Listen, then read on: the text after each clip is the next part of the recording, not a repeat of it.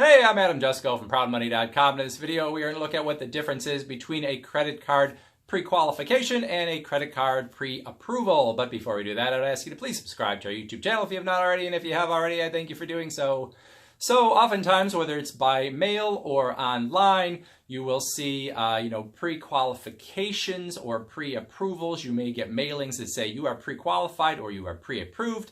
Or you may go to the website of a credit card company and they will have forms that they call a pre-qualification or a pre-approval. And basically the gist on all of these is that it's giving you the impression that you are probably going to be approved for whatever you are shown, either through the mailing or when you give some information online.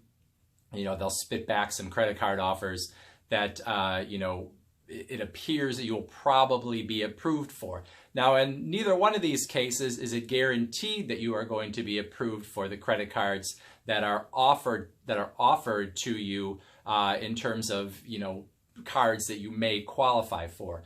But there are differences between pre-qualifications and pre-approvals, and so we're going to talk about what those are.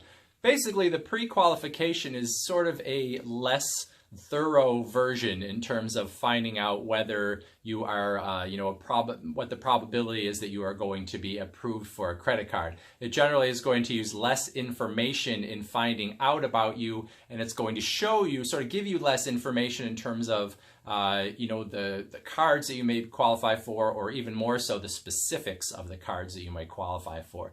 So in this case, it may take a look at your name and your social security number to find out your, your credit score, and that's about it. Look at a sort of a cursory glance at who you are and say, you know what, based on the credit score you have, you're probably going to qualify for, these credit cards that we offer, or if it's a mailing, it might be a little more specific and send you a, specific credit card that, it says you're pre-qualified for. But you'll also notice a lot of times when you get pre-qualified, you're not going to see sort of a hard and fast interest rate in terms of what you're going to be actually, likely to be approved at, or it might just be, if the rewards are different, you're going to kind of get the generic version. Like if you went online and saw whatever they were offering, that's probably what you're going to see in any sort of pre-qualification, because it's not really targeted all that much to you as a person. It's targeted probably to a large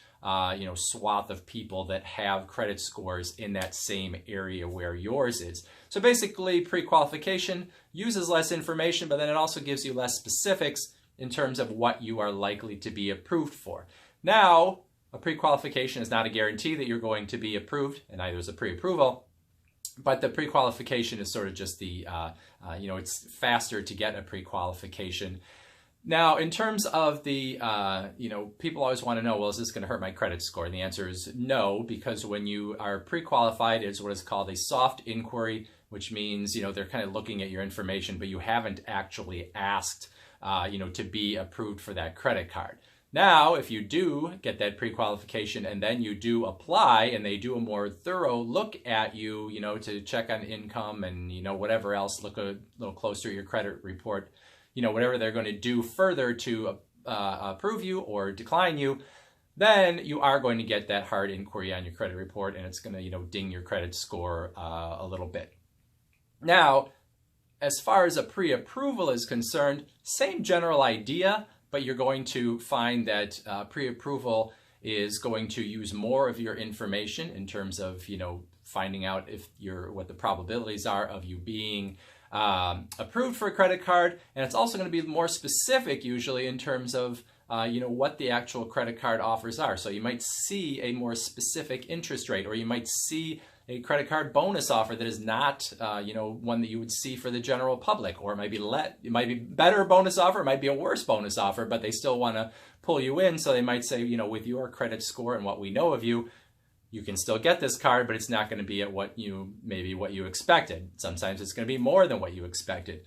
But what that means is they're going to look at not only your credit score, but they may look at income. They may look at your, your address, how long you've been at your address, just whatever information they have that can give them a more thorough picture of who you are. Because obviously, if they know more about not only your scores, but what your stability has been in terms of, where you live and how long you've been there, and your income and, you know, how long you've been with an employer, all those sorts of things. The more they know about you, the more confidence they can have in terms of, you know, when that application is actually submitted, whether you're going to be approved or not.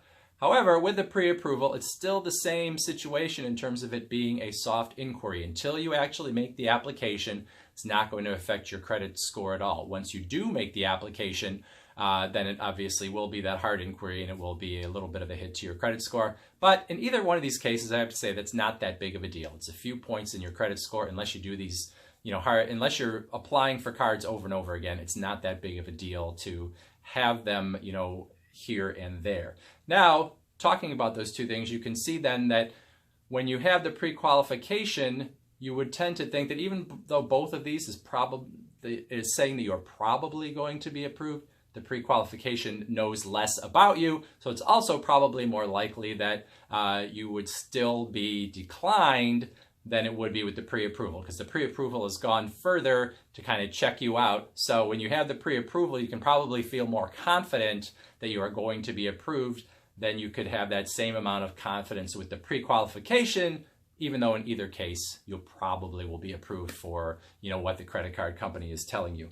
Now, if you're someone that doesn't have very good credit, using the pre-qualification or pre-approval tools that are online are something that really makes a lot of sense, because especially, you know, if you're worried about having these hard inquiries, you don't want to keep applying for cards and getting turned down. And if you do a pre-qualification or a pre-approval, if they tell you in that pre-qualification or pre-approval that you don't qualify for any of their cards, we can be pretty sure that there's no way you're going to apply for that card and be approved anyway. If they've already told you no, then you don't have to go through the process of doing that hard inquiry through a real application, because you already know that you're not going to get the card in question.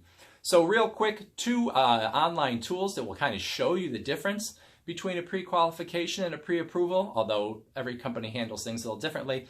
If you go to the Capital One website, you're going to see a pre-qualification tool. It asks for very little information, basically your name, address, social security number, and then it spits back some cards that fit based on that little bit of information that you've given them.